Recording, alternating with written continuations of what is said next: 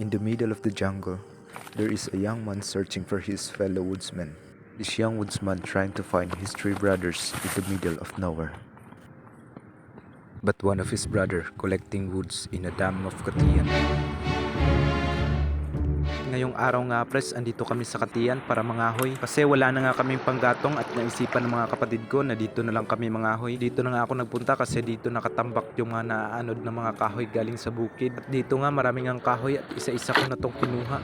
Itinambak ko nga muna yan pres para madali ko lang ihakot. Habang tinatambak ko nga muna tong mga kahoy na kinukuha ko pres, yung isa kong kapatid, sinisibak na niya yung mga kahoy na nahakot ko. Sinisibak nga muna namin yan pres para mailagay sa sako. Kasi ikakarga nga namin yan sa motor at mahihirapan lang kami kung buo yung ikakarga namin. Hinakot ko na nga yung mga kahoy na tinambak ko pres para masama na sa pagsibak. Napakalinaw at napakagandang pakinggan ang agos ng tubig sa dam pres. Ito nga pres, naiinitan na ako sa paghakot ng mga kahoy. Bala ko nga maligo at magpalamig muna dito sa tubig ng ilog.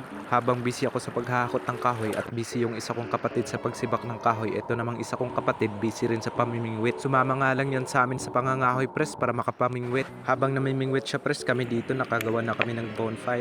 Eto nga, huling hakot ko na kaya tumulong na ako magsibak ng kahoy. Habang sinisibak ko nga itong mga kahoy pres, pinuputol naman ng isa kong kapatid yung mga malalaking kahoy na nahakot ko. Eto nga pres, marami na kaming panggatong na nakuha at sigurado ako marami ng paglulutuan ito. Bigas na lang talaga yung kulang. Napakadali lang sibakin pres kasi ito yung tuyo na itong mga kahoy sa pagkatambak. Eto namang isa naming kapatid at isa naming kasama, nalusinate na sila sa ginawa nilang bonfire. Naiwan naman itong nalusinate itong isa naming kasama at mukhang malalim ang iniisip at tila naging estatwa. Ayan pres, kita nyo naman, sinimulan ko na tong ilagay sa loob ng sako para maikarga na.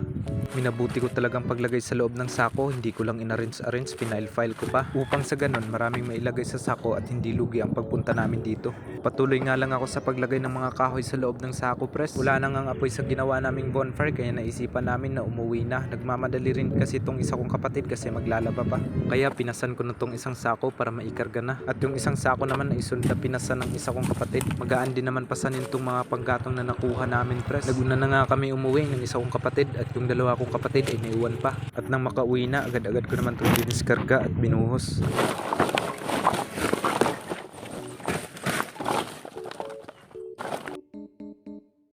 Nakauwi na nga yung dalawa naming kapatid pres, nakasama naming mga hoy at hindi kahoy ang kanilang dala kundi kamoting kahoy. Nimulan ko naman tong ikiskis pres sa latang binutas-butas gamit ang pako upang mapino at gawing puto. May linuto na nga sila dito pres habang ako nasugatan sa pagkikiskis. Napaka-apdi nga ng sugat ko pres kaya simula nung nasugatan ako, nag-iingat na ako kasi ayoko nang masugatan. Nasasaktan man ang puso. At ayan, tapos na ako sa pagkikiskis. At di ko napansin, meron pa palang malaking kamoting kahoy na naiwan. Kaya sabi ko, ayoko nang magkiskis, gusto ko na lang ikis. Mahihirapan lang kasi ako sa pagkikiskis pres kasi napakalaking kamoting kahoy pa naman yan. Pagmamasdan mo nga, parang hindi kamoting kahoy kundi malaking singkamas. At dahil iba na yung nagkikiskis, ako na yung nag-iipit pres. At dahil wala nang ang katas tong kamoting kahoy na iniipit ko pres, kinuha ko na. Sa sako nga lang binalot to pres kasi wala sa cellophane. At ayan, apat na inipit na yung naipit namin pres.